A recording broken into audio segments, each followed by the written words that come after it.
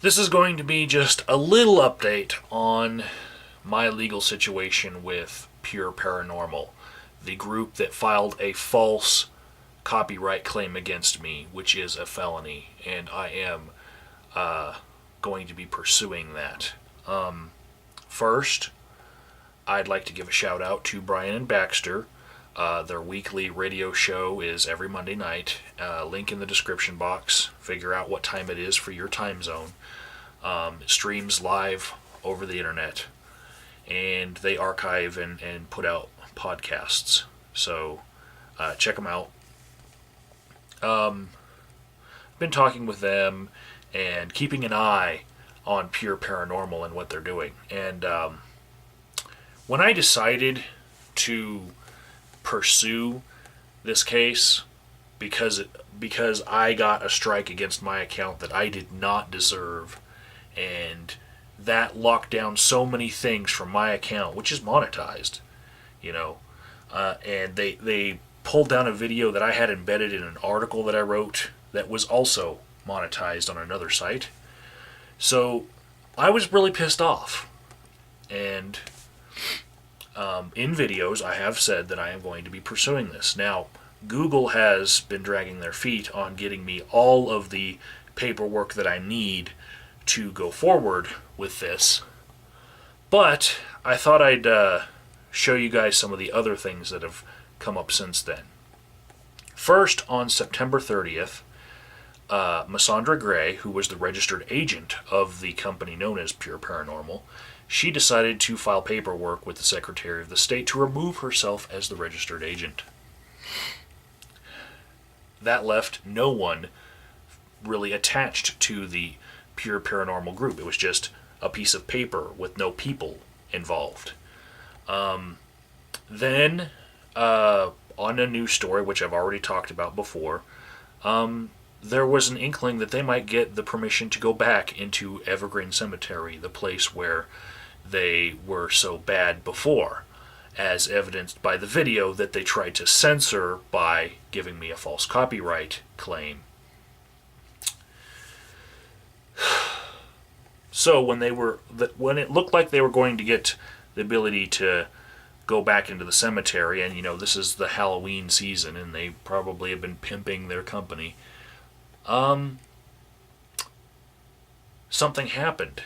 You see, without a registered agent, after a certain period of time, say a month, the state will send out a notification saying, if you don't get a registered agent to this company in a certain period of time, we will revoke your business license. And on the very same day that they got notified that they were going to lose their business license if they didn't register an agent to the company, somebody got registered to the company. And guess who it was?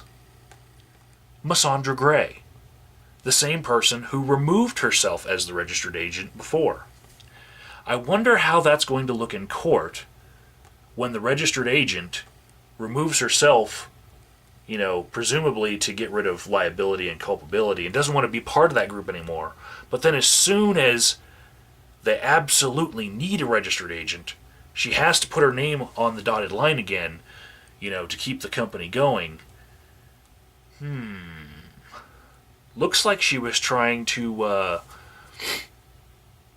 get rid of her culpability and liability in something that she saw that was coming. And maybe she decided to roll the dice because she didn't think that I was going to actually pursue this.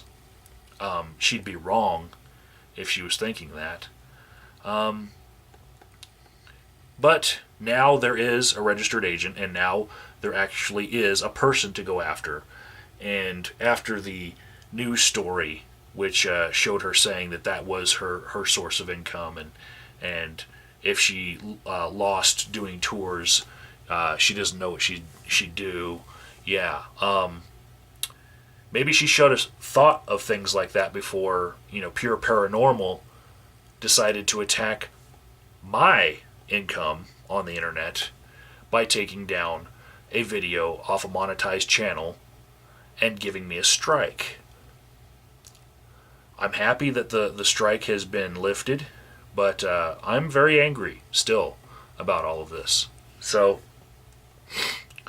for everyone's perusal, links in the description box to the history of Pure Paranormal's filings and all of the different goings-on that they've had with the Secretary of State, and a link to the document where she removed herself as the registered agent, and then a document where she added herself back as the registered agent on the same day that she was notified that the company would be dissolved if no one took responsibility for it. And all of this happened in the span of a month and a day. So, yeah, good times. And I'm sure that my lawyer is going to look at this and go, wow, and then start drooling.